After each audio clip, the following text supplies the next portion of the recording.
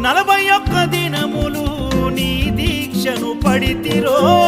నా గొంతు గానాలు నీకే వినిపిస్తిరో అన్ని వదిలి నేను నీ పూజను చేస్తిరో నన్ను నేను మరచి నీ సేవలో ఉంటిరో భక్తితోని భజన చేస్తూ బయలుదేరితి శక్తినిచ్చి నన్ను నడిపించు శబరికి